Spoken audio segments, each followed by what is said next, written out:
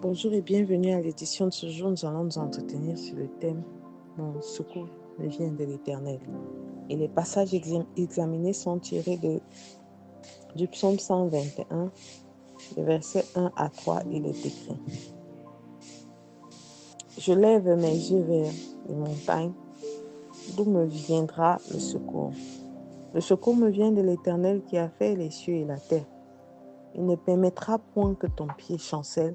Celui qui te garde ne sommeillera point. Quelle belle affirmation et déclaration pour tous ceux qui croient en Dieu.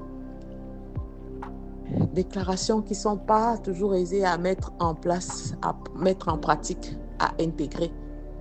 Parce que naturellement, nous sommes faits de chair et nous sommes des fois submergés par des émotions de toutes sortes qui nous entraînent soit à avoir peur, soit à perdre confiance. Mais voilà, nous n'avons pas hérité d'un esprit de peur, mais d'un esprit de force. Et c'est cette force qui doit nous amener à rester constants dans cette déclaration. Le secours me vient de l'Éternel. Le psalmiste commence à demander, je lève les yeux parce que je m'inquiète, je m'interroge sur le but de ma vie, je m'interroge sur l'issue de la situation à laquelle je fais face, je m'interroge sur la gestion des défis auxquels je suis exposée actuellement. Mais lorsque je lève les yeux, il y a cette réalité qui me vient à l'esprit. C'est l'Éternel qui est mon secours. C'est l'Éternel qui est ma force. C'est l'Éternel qui est mon énergie. C'est l'Éternel qui est la source de mes convictions et qui a affermi ma foi. Je lève les yeux et d'où me vient le secours? Et le secours me vient de l'Éternel qui a fait les cieux et la terre. C'est lui le début et la fin. C'est lui le commencement et le dernier. Et l'initiateur de toute œuvre. C'est lui qui a commencé et c'est lui qui achèvera. Il est le Dieu Tout-Puissant, l'Éternel des armées. Il connaît toutes choses avant même qu'elles n'arrivent. Alors nous n'avons pas à marcher dans la peur.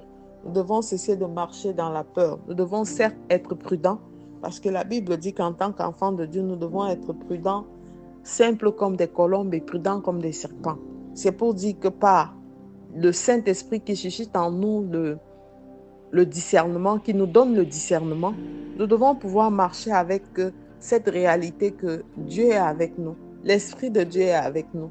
Il nous inspire des bonnes démarches, mais éviter de marcher avec la peur, éviter de marcher avec tout ce qui nous éloigne de la foi en Dieu, de la connaissance et de la maîtrise de l'assurance surtout de ce que Dieu surpasse toutes choses et que sa protection est constante et permanente à nos côtés. Il ne permettra point que ton pied ne chancelle. Celui qui te garde ne sommeillera point. Alors nous ne devons pas penser que notre Dieu dort ou que notre Dieu nous a oubliés à un moment ou que Dieu n'est pas avec nous. Il a toujours été avec toi depuis ta tendre enfance, avant même que tu ne sois dans le sein de ta mère. Tu as traversé tant d'épreuves, c'est parce que le Seigneur est avec toi.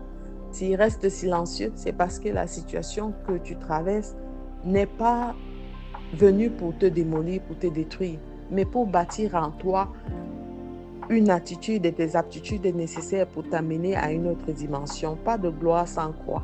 Il est avec toi, même lorsque l'ennemi pense t'avoir englouti. Ne t'inquiète pas, Dieu observe, il est avec toi. Et il n'a pas dit son dernier mot parce que sa main est sur toi. Il te garde, il ne sommeille pas. Il ne permettra point que ton pied ne chancelle. Alors reste ferme, tiens-toi debout. Continue à regarder vers le ciel, à activer ta foi par des actes positifs, à poser des actes, à agir selon la direction que l'Esprit de Dieu te donnera.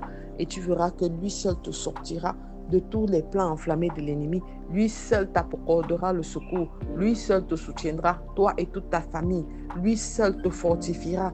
Lui seul t'équipera pour que tu puisses aller de l'avant. Mais pour ça, il faut croire fermement.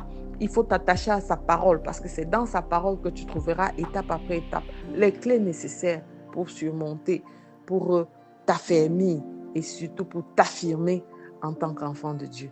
Je te recommande de faire cette prière avec moi ce matin. Père éternel, tu m'as toujours secouru et je sais, Père éternel, que tu es mon gardien. Déploie tes anges en ma faveur, Seigneur. Ouvre sur moi les écluses du ciel. Précède-moi dans les lieux où fouleront ma plante des pieds en ce matin.